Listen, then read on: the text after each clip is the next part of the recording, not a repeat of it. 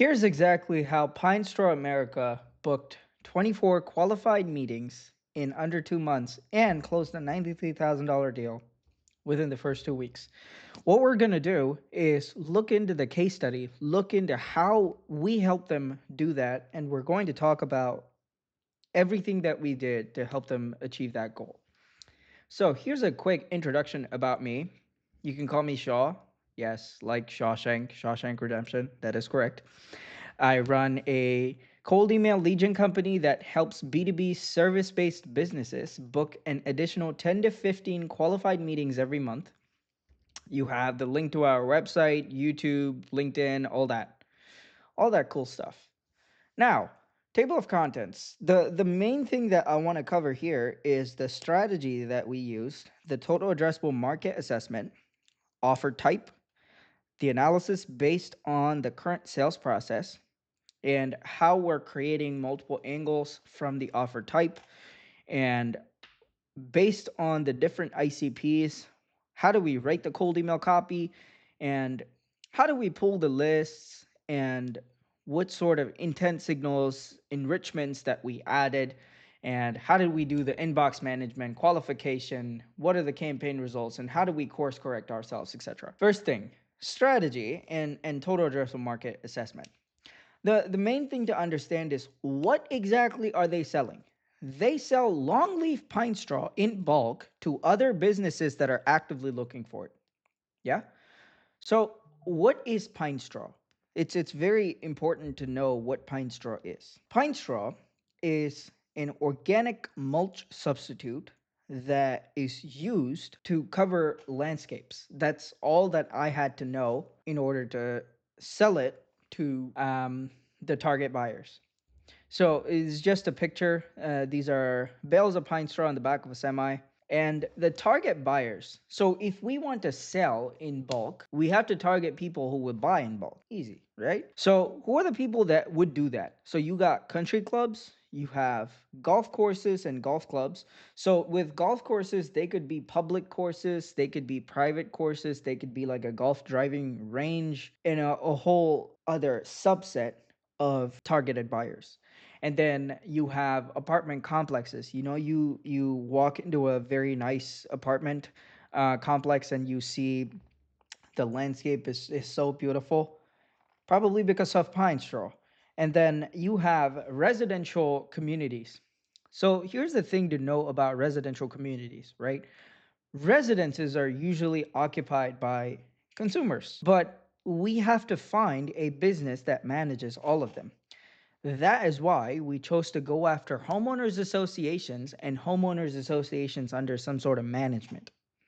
What that does is it allows us to reach to the HOAs directly, which assesses the needs for all the consumers that they currently serve. And they would give us, hey, we need X amount of pine straw by this date, and we need so many truckloads of it by this date, etc. And the next major thing is schools, community colleges, and universities. They're a very big consumer of pine straw. The research that we did on the decision makers is who are the key decision makers here? You have your golf course superintendent, you have your groundskeeping supervisor, groundskeeping manager, the whole team, and you have your general manager, of course, to like delegate tasks, and you have your admin at the HOAs, you have your real estate agent at the HOAs, you have your groundskeeping supervisor, superintendent, those guys at the real estate with the HOAs and apartment complexes, and then the same decision makers applied to the schools, community colleges, and universities as well, because they have a designated department that takes care of this. After that, you calculate the total addressable market. You go to a bunch of different leads list platforms like Apollo, like you know, Zoom Info, ListKit, a bunch of other stuff, and you would be able to calculate how many emails can you actually get. And given that most of our so one thing to note is Apollo and all of these big lead gen companies, lead gen database providers, they get their list from LinkedIn Sales Nav. So we need something that actually scrapes the internet and not just scrapes LinkedIn. So That's why we have to use tools that scrape the internet as well. For example, Outscraper. And after that, you determine the total email reachable prospects. And from there, you just look at their ESP. Now we have to build their inboxes, right? Now you just look at their ESPs. So from our analysis, we got like a 75-25 split, 70-30 split where they were all using Microsoft and Outlook, based accounts, and very limited of them, like 25% of them, were using Google Workspace accounts. So that's exactly what we did with our sending profile as well. So the infrastructure that I built was split like that: 75 for Microsoft, 25 for Google. And all the accounts, once they were created, were integrated with SmartLead. SmartLead is the sending software that I personally use. Very good tool, very good email sequencing tool. I'd highly recommend SmartLead. And then you implement a 2-week warm up. This is, standard boilerplate stuff. We have the offer type based on their current sales process. So one thing to note, with this company has never done B2B at like scale before.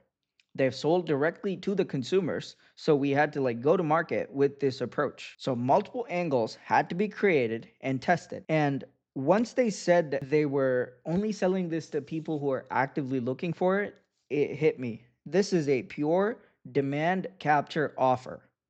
What does that mean? It means someone will buy what we're selling only if they're looking for it. If they're not actively searching for it, or if it's not in season, there's a reason why I say it's not in season, they won't show interest. So we had to come up with and different angles for messaging that will resonate with the audience. How do we create multiple angles from the offer type? How do we even go about this? They sell Pinestraw to people who are looking to purchase it. A demand capture offer can be marketed through demand generation mechanisms. This is something I learned from Daniel Fazio. He has a whole lesson about this, which is amazing. What's the implication of installing our premium longleaf Pinestraw? So that has to be studied. What does it do? It saves water. It makes the landscape look prettier. So if it saves water, it's going to reduce operational cost. If it makes it look pretty, it's going to attract more visitors. And what's the alternative to this product that people use? Mulch. What are the disadvantages of mulch? Once those are listed, you have a clear distinction as to why people should prefer pine straw over mulch, etc. So with pine straw, we have to look at what exactly is my client offering. So my client has a pricing which is completely unique from the rest of the market, which we leveraged. No upfront fees. That's the main point that was pushed across. So for writing the cold email copy based on different ICPs, it was a simple process. Having Pinestraw saves X percentage of running costs per month, and installing it saves the grounds team so many number of hours a week on manual sourcing, logistics, etc. And then installing Pinestraw and purchasing from us reduces your initial capital by another Z% compared to other Pinestraw vendors. So these are the points that were used and tested in multiple variables, and we chose like the best, performing ones to send it. Golf courses and country clubs, we cited a golf course case study. For relevant industries, we cited a relevant case study. The relevancy was absolutely key here. And that's exactly what we did. For leads list scraping and additional enrichment, we can't solely rely on Apollo. Like I said, they get their leads from SalesNav. 60% of them are groundskeeper, golf superintendents, and other relevant decision makers. Apollo gets its leads from SalesNav. The relevant ICP, about 60% of them, they don't have updated LinkedIn profiles, or they don't have LinkedIn at all. Most of the leads had to be obtained from public databases that scrape the internet instead of scraping LinkedIn. After we did that, the basic standard boilerplate segmentation and scoring was done.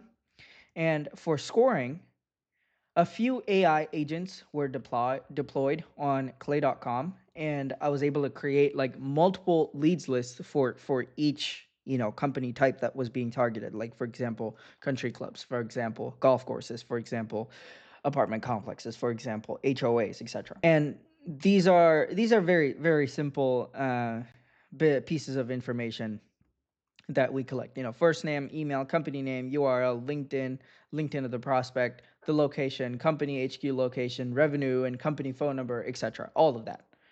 But with the AI agents, I was able to confirm if the decision maker still worked at the company or if there are any changes to be made. You know how you send a cold email and then it just you later learn that they're not working at that company anymore, and you have to go to Smart Lead and press wrong person, and you have to contact the right person and create a subsequence for that. I tried to eliminate that as much as possible with before even sending out the campaigns with an AI agent. And I was able to find out which companies had previously searched Pinestraw. So this is like an intent signal, perhaps. And in this case, we just, had to convince that our Pinestraw solution is better than their, one that they had in mind. This is classic second mover advantage. And what's the probability that they'd react to certain keywords in an email which would promote like time sensitivity and urgency? So the main thing that we did was to help them prepare for the upcoming spring season, like March, April. So it's exactly the thing that we did. Now, for inbox management and qualification, the standard practice was executed here. So given that this is a very high demand capture offer, you had to send a lot of emails to get, replies, and more importantly, positive replies, with information requests, etc. So for every not interested and do not contact leads, I analyzed why they weren't interested and removed similar leads that fit like a certain profile. Yes, did this reduce my TAM? Yes, it did. But it made the metrics look better, and only the relevant people started getting it. We're not going to email people just for the sake of emailing people. That's not what we do here. For leads that were not interested right now, we pulled them and created a separate database. So this database is just a Google Sheet. I pulled the information from the Smart Leads webhook and then sent it over to the Google Sheet and created where we would reach out to them the next quarter, because they're not interested in this solution right now, but they are interested in the concept of it, so we can sell to them later down the line. So for leads that requested more information, almost all of them converted into positive responses, interested leads. Given the offer was like, extreme demand capture, the email to lead ratio was very high, but the lead to booking ratio was extremely low, which is good. And regarding qualification, there wasn't a whole lot of extra work done. So qualification was split into two categories. You have your pre-qualification and you have your post-qualification. Pre-qualification is just the proper list building and choosing the right decision makers and doing the thing that I mentioned before, like deploying an AI agent to see if this person still works at that company, etc. And then choosing the right industries to target, businesses with a large land area, a large landscape, which needs landscaping work or has had landscaping work done before. So that was the pre-qualification brick. Now, post-qualification brick is absolutely simple. Are they interested in purchasing Pinestraw and confirming that they're looking to purchase Pinestraw right now? That is it. This is exactly the qualification brick that we used. And once the leads were double qualified, pre-qualification and post-qualification, my client contacted them. That's exactly how this worked. Now, for campaign results and course correction, so I just want to show the first 6 campaigns. I don't want to show other campaigns yet because they're so active and, as you can see, we're getting pretty decent with the reply percentages. So here, I did not match the ESP properly. There was an error with uploading this stuff on SmartLead. And without proper ESP matching, the bounce rates were pretty high. But once we matched them properly, they were very low, which is good. A lot of emails have been sent. And the positive replies add up to about 33 interested replies. From there, 24 meetings. It's very good. So regarding the course correction, like your one-line emails and your direct pitches, I just simply did not work for this offer. The only type of cold email angle that worked was a case study that was relevant to that industry with a value proposition attached to it and how they can see, results immediately. That's exactly what we did, and that's exactly what was done. Again, thank you so much for sticking to the end of the video. If you guys have any questions, ask me in the comments below. And if you think this case study is relevant, and if you like the way our company, goes about lead generation, we have it down to a science, So if you like the process that we're currently pushing forward, click the button on my website, go to my website, and check out what we have to offer. If you like what we're offering, book a call with us. We'll speak to you then. Thank you.